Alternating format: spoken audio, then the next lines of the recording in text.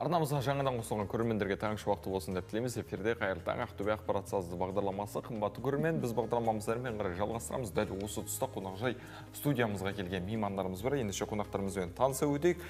Сақтаған Бәйішев атындағы Ақтөбе облыстық әмбебап ғылыми кітапханасы өлкетану бөлімінің меңгерушісі Қарағұлова Рысжан ханым және кітапхана оқырмандары Ахиба Болатқызы Құралбаев Бегарс келіп отыр. Қош келдіңіздер. Қош келдік. Көңіл күйлеріңіз қалай? Көңіл-күй керемет. Рахмет. Жарғамыстан шыққан жазушы атты күні жақында ғана Тобық Жармағанбетов атамыздың 90 жылдығына орай осы Сақтаған Бәйішев атындағы кітапханада мерейтойы аталып өтті. Осы турасында сөз бастасақ. Рахмет. Қайырлы таң Ақтөбе.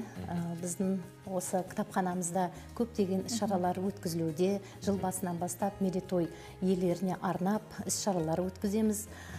Осы жақында ғана өздеріңіз айтып кеткендей, жазушы қазақ әдебиетінде ойып тұрып орын алған біздің жерлес жазушымыз Тобық Жармағанбетовтың 90 жылдығына арнап мәдени іс-шара өтті, әдеби кеш өтті.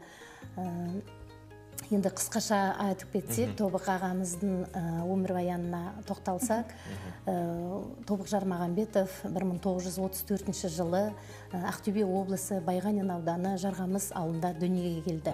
Балалық шағы соғыс уақытқа келеді.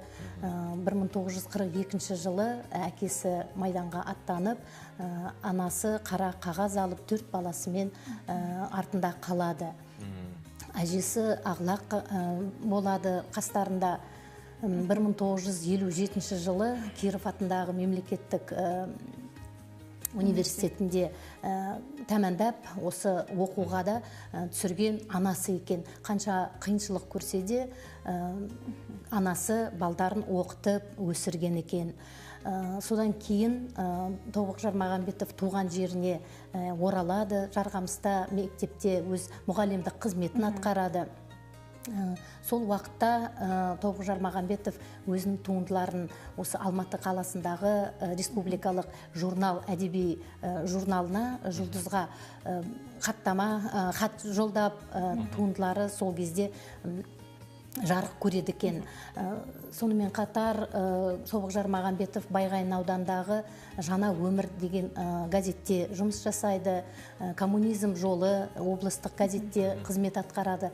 Сонымен тағы да бір айтып кететін жайт, Тобық Жармағанбетов осы Ақтөбе телевизиясында қызмет еткен, зор еңбегі зор деп айтуға болады. Себебі 1960 жылдары осы Ақтөбе телевизиясының іргетасы қаланған кезде бас редактор болып жұмыс жасаған біздің жерлес ағамыз Тобық Жармағанбетов.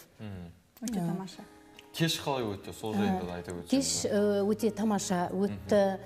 Іс-шараға зиялы қауым өкілдері қатысты. Ақын Жақсылық Айжанов, Нұрбек Қалауов, сонымен қатар Тобық Жармағанбетовтың туысы, інісі Болат Жармағанбетов, 82-де жасы шәкірті қатысты. Жеңіс Қазиев деген ағамыз өте керемет естелікпен бөлісіп, осы оқырмандар тәнті болды әңгімесіне. Ағайдың өте салиқалы әңгіме айтып, өзінің ұстазы туралы көзінен жас алып, сабақ берген кезі, сол сабақты біз асыға күтетін едік дейді. Тобық ағаның әңгімесі, сабақ беру тәсілі өте бір ерекше болған екен. Қазіргі таңда осы ақын жазушының, Тобық ағайдың мұрауларын одан әрі дәріптеу мақсатында жаңа өнімдер шығарып жатыр ма? Кітаптар деген секілді.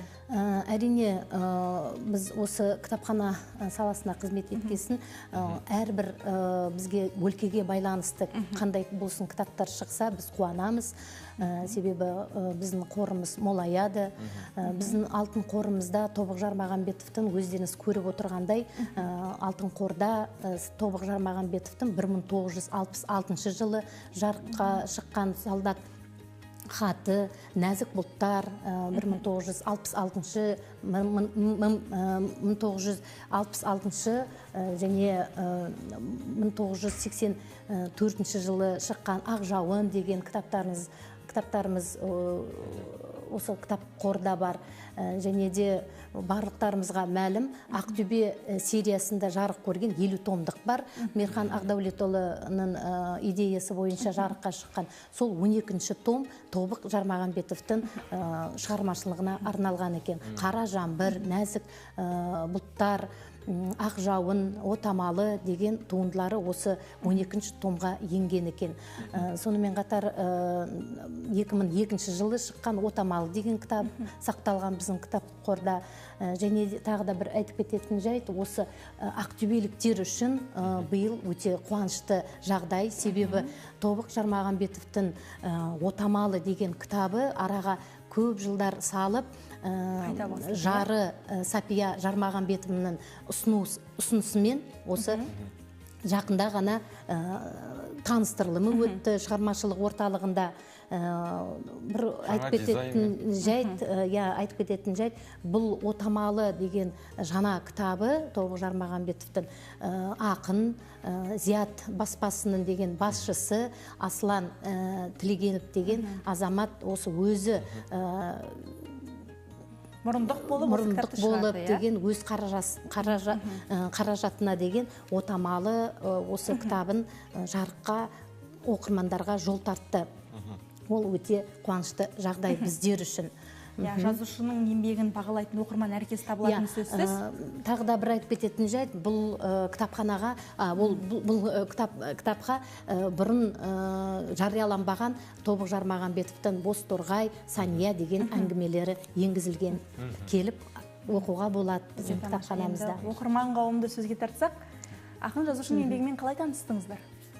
Жалпы ақын жазушыны енді бұрын соңды естіп көрмегенбіз. Осы 90 жылдығына орай осы Бәйішев атындағы кітапханаға барып, алғаш рет сол жақта зиялы қауымдармен танысып, өте бір керемет деңгейде осы кісіні танып білдік деуге болады. Жалпы бұған дейін осы Тобық Жармағанбетовті көбісі естімеді, мен де естімедім. Одан кейін осы кісінің Қара жаңбыр повесін оқығаннан кейін өте бір ерекше жаныма жақын тартып, содан кейін осы кісіні оқуға деген, басқа да осы Ақтөбе тұрғындарына, басқа да қалаларға таныту өзімнің бір басты жауапкершілігім ретінде алдым.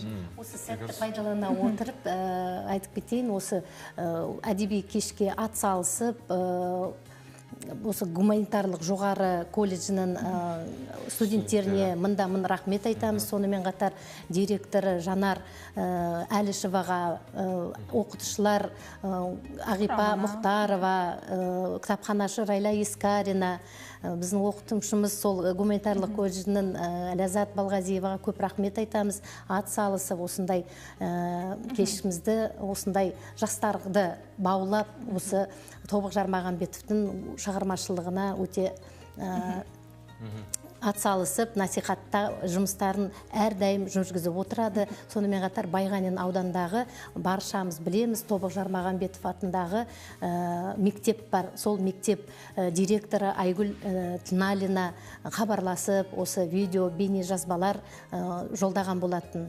Алдарға көп рахмет айтамыз жастарға.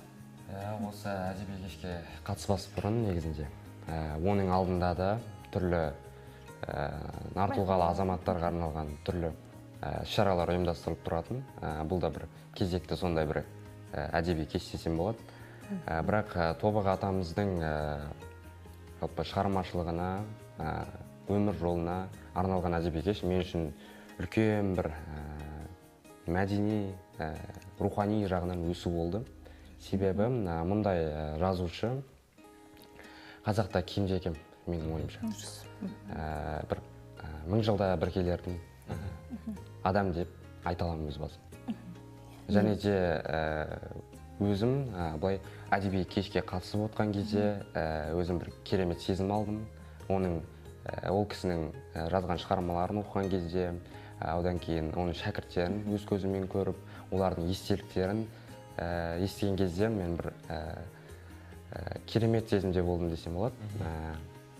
Өйткені ондай бір керемет небәрі 39 жас бойы өмір сүрген. Мүмкін ғұмыры тағы ұзақ болғанда не деген бір кемеңгер туындыларда жарық көрер ме еді. Сол жағынан да мен осы Тобық атамызды мен өзіме жақын тартып үлгіттім. Бекарыс Ағиба, енді күні кеше ғана студенттер күні тойланып жатыр. Бүгінгі біздің тақырыбымызда осы студенттік шақ, қимастық шақ деп аталып жатыр. Мерекелеріңіз құтты болсын сіздерге тағы да. Жалпы студенттік өмірмен бірге осындай белсенді өмірді бірге қатар алып жүрсіздер ғой, ұштастыру қиындыққа тудырмай ма деген сауал туындайды осы тұста. Маған өзіме қиындық тудырмайды. Өзім қазіргі таңда Ақтөбе жоғары гуманитарлық колледжінің қазақ тілі және қазақ әдебиеті оқытушысы болып жатырғандықтан осындай іс-шаралар өте жаныма бір жақын. Бір жағынан енді қуыс кеуделіктен арылтады. Қазіргі таңда енді қуыс кеуде болмау керек қой. Бір сөзбен айтқан кезде рухани баю керек, сол рухымды байытып, осындай іс-шараларға көбінесе атсалысамын. Осындай мен әдеби кештерге барынша қатысып, белсенділік танытуға тырысамын. Бұл енді бір жағынан қоғам алдындағы жауапкершілік, қоғам алдындағы міндетім деп білемін. Және өзімді дамыту жағынан болсын, бұл мен үшін үлкен мүмкіндік. Енді бұл жастар Тобық атамыздың монологын, Қара жаңбыр повесіне монолог оқыды, және Тобық ағамыздың рухына арналған арнаулар енді көп қой. Ертай Ашықбаев, Нұрлыбек Қалау және тағы басқа да ақын жазушыларымыз Есенбай Дүйсенбайұлы арнаған болатын. Сол кеште біздің жастарымыз оқырман қауымына оқып берді. Ал бір-екі ауыз тыңдап жүрсек, Қара жаңбыр повесінен үзінді. Жаңбыр, кемпірдің әжімді жүзі, ой ұрманы сияқты шытырман. Я, оның да, жаңбырдың да түр-түрі болады. Бірақ жел оған әмірші. Жай жауы, қатты жауы, сылбыр жауы, барлығы желде. Ақ жаңбыр, сар жаңбыр, бұл күн шығып тұрғанда жауады. Жылама жаңбыр, бұл ақ жаңбырдың ішіндегі ең ынжығы. Ақ жаңбырдың өзі 60 түрлі болады. Үрдіс жаңбыр. Үрдіс жаңбыр көзді ашып жұмғанша төгіп салып, артынан жерді жайнатып, көкті көңілдендіріп, сырғып кете береді. Жаңбырдың мінезі адамдардың кей мінезі сияқты. Сондай адамдар болады. Ынжық адамдар, үрдіс адамдар. Ауыздағысын ақтараса бартынан күліп отыратындар. Жазғы жаңбыр, күзгі жаңбыр, көктемгі жаңбырлар. Әрі қайсының жүз түрі болады.